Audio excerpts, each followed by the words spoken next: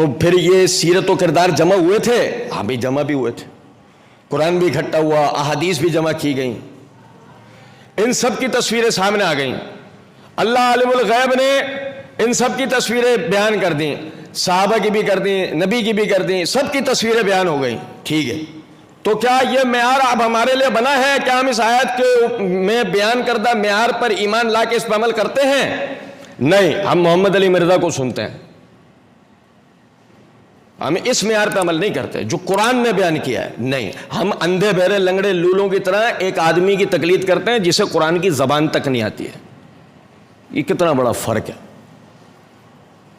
کہ اللہ کہہ رہا ہے رسول کے آ جانے کے بعد، ہدایت کے واضح ہو جانے کے بعد جو صحابہ کے رستے سے ہٹ کے کسی اور رستے پر چلے گا، ہم وہ جدھر گھوم رہا ہے وہیں اسے پھیر دیں گے، اس کا ٹھکانہ جہنم بنا دیں گے، جو بہت ہی بڑا ٹھکانہ ہے۔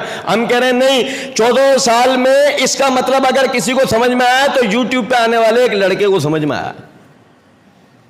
پہلے تو ساری امت یتیم بانجھ تھی، اسے تو کچھ سمجھ میں ہی نہیں آیا۔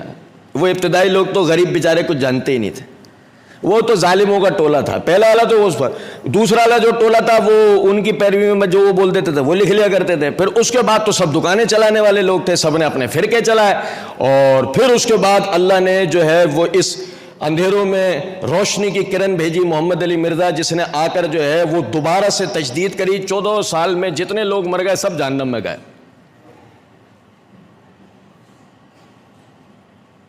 گو اگر ایسا نہیں ہوا تو سمجھیں اس امت کے پہلے جنتی تھے صحابہ کرام رضوان اللہ علیہم اجمعین، بغیر کسی طبقاتی تقسیم کے، بغیر کوئی عمل کے وزن کے، صرف ان کی نبی صلی اللہ علیہ وسلم کی صحبت انہیں جنت میں لے کے جانے کا باعث تھی، صرف صحبت، عمل تو دور کی بات ہے، صرف صحبت۔ وقت کی قلت ہے ورنہ دلائل آپ کو بیان کرتا۔